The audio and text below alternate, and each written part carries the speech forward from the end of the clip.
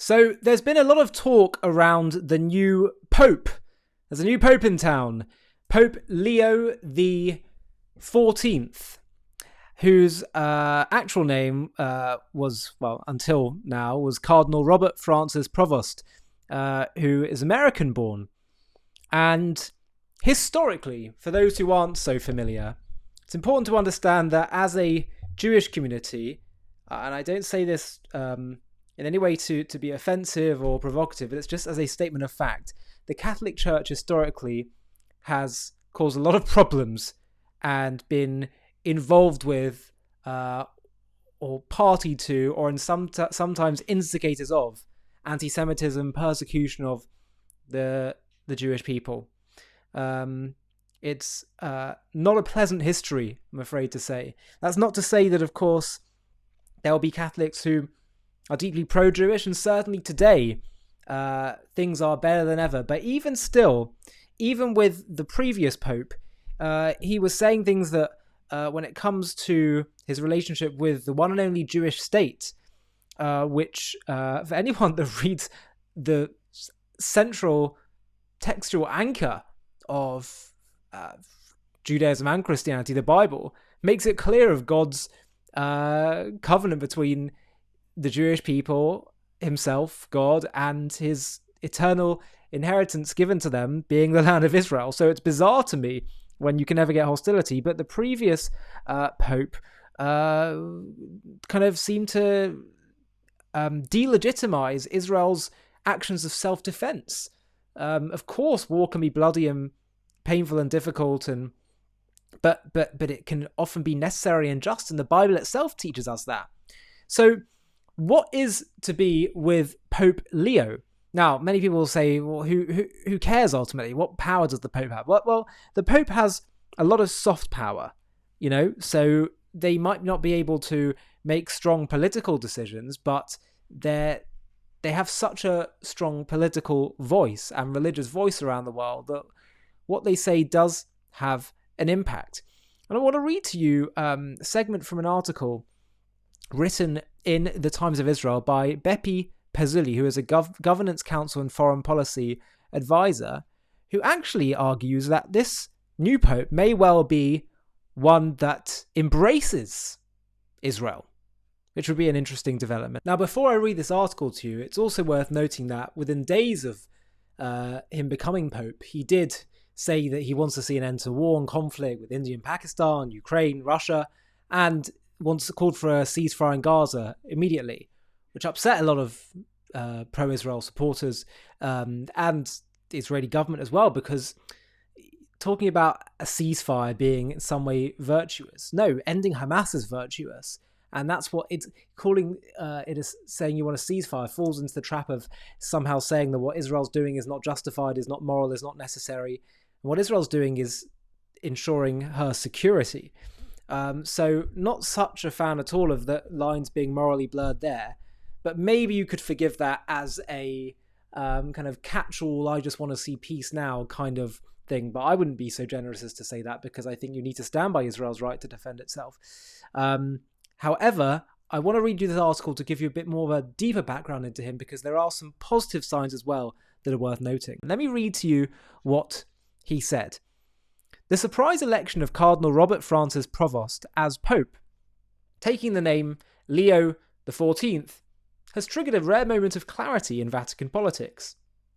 Breaking the mold of business as usual, a quiet Midwesterner with a crisp Chicago accent, a math degree from Villanova University, as well as decades of missionary and administrative service under his belt, Provost is not some flamboyant Jesuit media darling.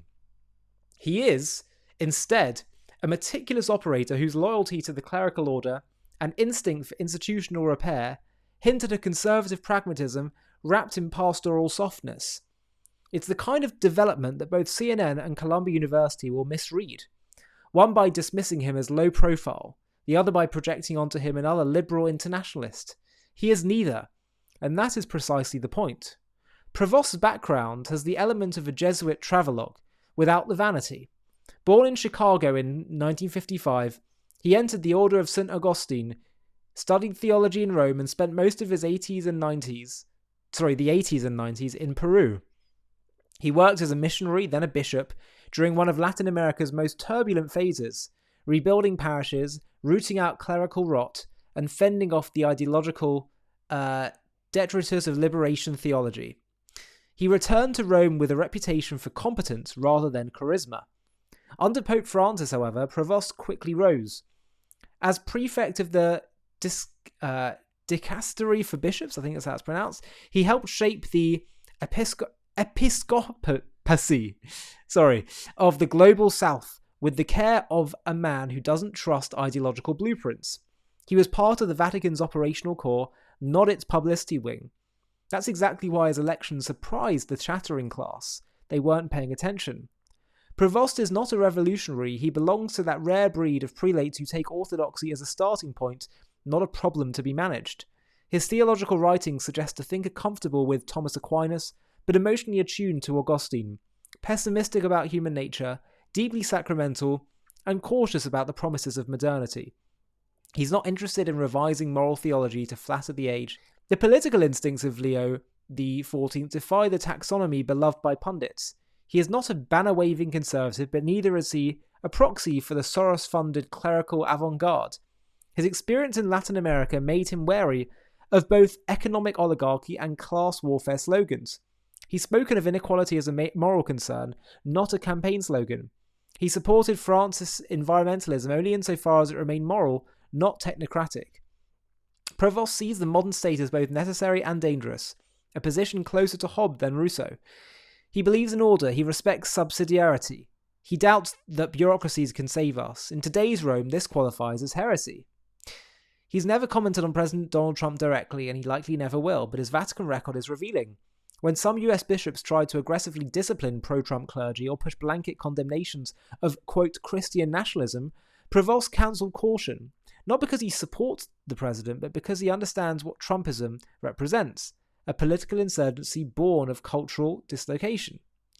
In a church hemorrhaging the working class, Prevost knows better than to treat populists as lepers. He doesn't moralize about MAGA hats, he listens. In an environment increasingly dominated by NGO speak and bourgeois sensitivities, that makes him both countercultural and, paradoxically, pastoral. If France's Vatican flirted with fashionable anti-Zionism, hosting Mahmoud Abbas, parroting UN talking points, Leo XIV is a corrective. Prevost has visited Israel repeatedly. He's expressed admiration for the resilience of Jewish life and has cultivated ties with Jewish leaders in Peru, the United States, and Europe. He does not sentimentalize the Palestinian cause, nor reduce the Middle East to a victim-oppressor binary. According to sources in Rome, Prevost views Israel as a moral project within history. Quote, a phrase that startled the Latin desk at the Secretariat of State. He has called Netanyahu, quote, a necessary man in dangerous times, which in Vaticanese borders on radical candor. There will be no warm embraces for Hamas delegates under this papacy. On May the 12th, 3 days after his election, Pope Leo XIV has chosen to reaffirm his commitment to Catholic-Jewish relations at his first official act. In a letter to major Jewish organizations, he pledged to continue to deepen the Church's dialogue with the Jewish people, invoking the spirit and principles of Nostra Aetate, the landmark declaration of the Second Vatican Council, which repudiated anti-Semitism, rejected the charge of collective Jewish guilt for the death of Jesus, and called for mutual respect and understanding between Catholics and Jews. Pope Leo XIV is a name loaded with historical weight. Leo was the Pope of Rerum Novarum, a relevant historical figure who steered the Church into the industrial era without capitulating to socialism. Leo I, the Great, confronted Attila the Hun, defined Christological orthodoxy, and asserted the primacy of Rome in the face of imperial collapse. Prevost's choice signals continuity with both, a concern for social justice without surrendering to ideology, and a readiness to confront the barbarism of the present age without apology. It's not the name of a caretaker pope, it's the name of someone who intends to lead. St. Augustine's influence on Prevost is not merely devotional, it is constitutional. Like Augustine, Prevost sees man as fallen, society as contingent, and salvation as outside history. He doesn't believe we're marching towards a humanist utopia. He does not view progress as linear. He believes the Church must navigate history without worshipping it. which, by the way, is very interesting and divergent to the Jewish view that believes we truly are working towards a perfect world, and it hasn't given up on the commandments, it hasn't given up on a future perfected world achieved by mankind. That's an interesting point at which Judaism and Christianity diverges. Christianity is more next world focused, Judaism is more this world focused, because it believes we can fix the eating of the tree of knowledge of good and evil. But the article continues and concludes by saying, was Prevost chosen to confront the rising right, to domesticate Trump? No, that would require a different man and a different church. Leo XIV was not chosen to clash with the West, but to reintroduce Rome to it. He represents neither anti-Americanism nor Eurocratic liberalism. He's a Midwestern Catholic who understands that the post-war order is unravelling and that the church cannot stake its future on NGOs, Soros panels, or permanent diplomacy. He may be the only man on earth capable of holding a serious conversation with Trump and also with Viktor Orban, with Netanyahu, and with Macron, and capable of reminding each that no throne endures forever. The College of Cardinals did not elect a media darling or a placeholder. It elected a man who understands power, understands decline, does not confuse the two. Leo XIV does not preach the end of history, nor does he curate moods for dying empires. He speaks for a church that remembers what it is. Against the backdrop of soft authoritarianism, moral drift, and elite frivolity, Rome has chosen sobriety. For a church that measures change in millennia, even a token course correction is enough to keep up the illusion of motion. Now, the author of this is a solicitor specialising in governance and leadership and a foreign policy scholar. His key research focuses on analysing the shifting world order in response to global events. He holds degrees from NYU, Columbia, and he stood for a seat in the UK Parliament. So, very, very interesting. And I have one or two observations that I'd like to take from this. The first is that we shouldn't see anti-Semitism or hostile to Israel as inevitable. That's one of the mistakes that people can make. It's thinking that, they're always just going to hate us. Of course, the Catholic Church, all that kind of stuff. There's always going to be hostility there. It's not. What I just said before about Christianity and Judaism, one of the differences, we really believe we're going to get towards a perfect world, achieved through our own ends. That means that naturally humanity will come to being at peace, respect, honour to the Jewish people. And there's going to be an end of anti-Semitism. So the message here is that let's not think it's inevitable. Let's not assume that, the next Pope, I'm sure, will be hostile to Israel just like other popes have been. But more than that, this should reinforce us and encourage us to remember that that really is what the future holds. The future, Judaism teaches us, is not a world of hostility where the consistency of anti-Semitism remains forever. No, actually, evil, hatred, these are things that are false, and therefore they will fall apart in the end.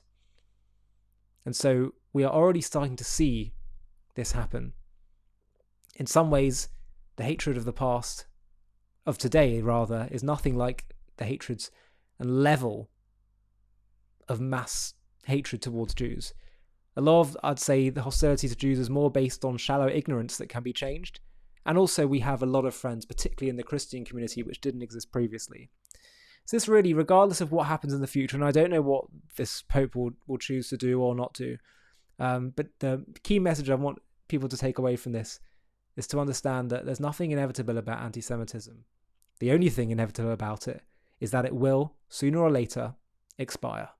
Hi, thank you so much for watching. To watch another one, click here. To stay up to date with all our content, click here to subscribe. And if you're able to, you can help support JTV to grow and grow by clicking join below this video, where you can become a member and get perks including early access to videos and private live discussions with me. But most of all, you'll be partnering with us on our mission to change the world.